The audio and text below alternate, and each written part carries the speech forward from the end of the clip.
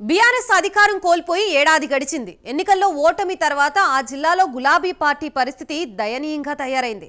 గతంలో పార్టీకి పూర్వ వైభవాన్ని తీసుకొచ్చేందుకు జిల్లా నాయకులు చేసిన ప్రయత్నాలు ఫలించలేదు. అయితే ఇందూరు జిల్లాకి పెద్ద దిక్కుగా ఉన్న ఆ నేత తాజాగా రీఎంట్రీ ఇవ్వడంతో పార్టీ రూపురేఖలు పూర్తిగా మారబోతున్నాయి. జైలు బెయిలు తర్వాత మొదటిసారి జిల్లాకు వచ్చిన ఎమ్మెల్సీ కవిత పార్టీ బలోపేతం దిశగా అడుగులు వేస్తున్నారు.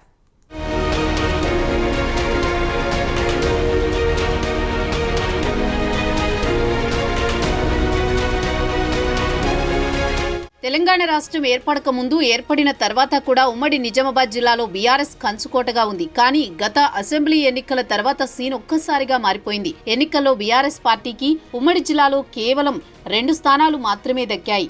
దీంతో జిల్లాలో గులాబీ పార్టీ జోష్ తగ్గింది. పార్టీ ఓటమి తర్వాత 2 సార్లు గెలిచిన బీఆర్ఎస్ ఎమ్మెల్యేలు మాజీలు కావడంతో జిల్లాకు రావడం పూర్తిగా తగ్గించారు.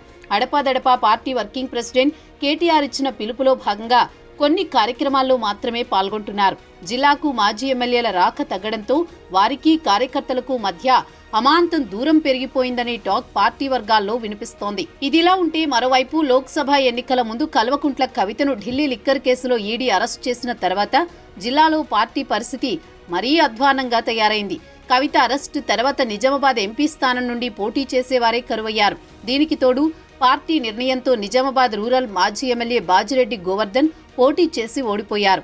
ఓవైపు కవిత అరెస్టు కావడం, జిల్లాలో మాజీ ఎమ్మెల్యేలు యాక్టివ్గా లేకపోవడంతో పార్టీ పరిస్థితి మరీ దయనీయంగా మారిందని కార్యకర్తలు చెప్పుకుంటున్నారు.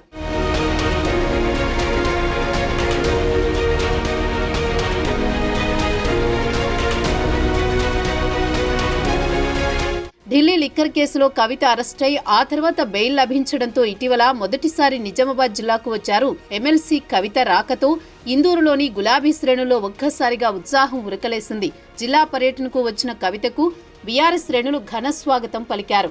జిల్లా బార్డర్ నుండి జిల్లా కేంద్రం వరకు భారీ స్వాగతం పలికారు. జిల్లా కేంద్రంలో పెద్ద ఎత్తున రోడ్ షో నిర్వహించారు. తాను ఇందూరు బిడ్డనని, తనపై ఎన్ని అక్రమ కేసులు పెట్టి నిర్బంధించినా భయపడేది లేదన్నారు కవిత. కేసీఆర్ ని ఏం చేయలేక తనపై కేటీఆర్ పై కేసులు పెడుతున్నారని మాట్లాడారు. బీఆర్ఎస్ పార్టీ అంటేనే ఉద్యమం అంటూ ప్రసంగించి కార్యకర్తల్లో ఉత్తేజం నింపారు ఎమ్మెల్సీ కవిత.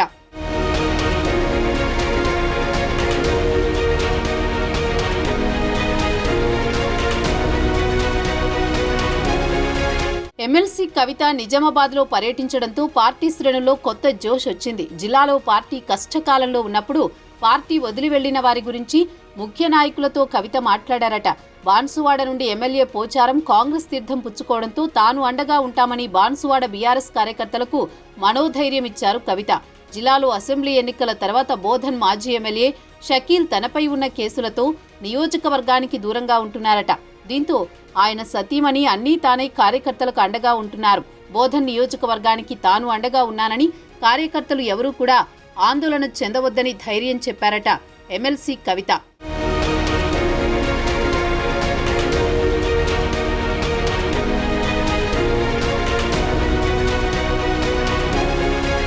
అసెంబ్లీ లోక్సభ ఎన్నికల తర్వాత బాల్కొండ ఎమ్మెల్యే ప్రశాంత్ రెడ్డి, నిజామాబాద్ రూరల్ మాజీ ఎమ్మెల్యే బాజిరెడ్డి గోవర్ధన్ ఇద్దరూ యాక్టివ్గా కార్యకర్తలతో కలిసిమెలిసి ఉంటున్నారట. అయితే మిగతా నాయకులతో ద్వితీయ శ్రేణి నాయకుల మధ్య గ్యాప్ పెరిగిందని భావించిన ఎమ్మెల్సీ కవిత గ్రామస్థాయి కార్యకర్త నుండి జిల్లా స్థాయి కార్యకర్త వరకు వరుస సమావేశాలు నిర్వహిస్తున్నారు. జిల్లాలో వారి సాధక బాధలు తెలుసుకుని వారికి అండగా ఉండేందుకు చర్యలు చేపట్టారు. అయితే వచ్చే స్థానిక సంస్థల ఎన్నికల్లో జిల్లాలో బీఆర్ఎస్ విజయం సాధించేందుకు ఇప్పటి నుంచే వ్యూహాలకు పదును పెడుతున్నారు ఎమ్మెల్సీ కవిత. అసలు నిజామాబాద్ జిల్లా అంటేనే బీఆర్ఎస్ పార్టీకి కంచుకోట. అలాంటిది ఎన్నికల తర్వాత డీలా పడిన పార్టీలో మళ్లీ జోష్ నింపేందుకు ఎమ్మెల్సీ కవిత వ్యూహాలకు పదును పెడుతున్నారు. జిల్లాలో తరచుగా పర్యటిస్తూ పార్టీకి పూర్వవైభవం తెచ్చేందుకు తన వంతు ప్రయత్నాలు చేస్తున్నారు. వచ్చే స్థానిక సంస్థల ఎన్నికల్లో పార్టీ సత్తా ఏంటో నిరూపించాలని కవిత భావిస్తున్నారు. అందుకు తగ్గ ప్రణాళికలను రచిస్తూ ముందుకు దూసుకుపోతున్నారు.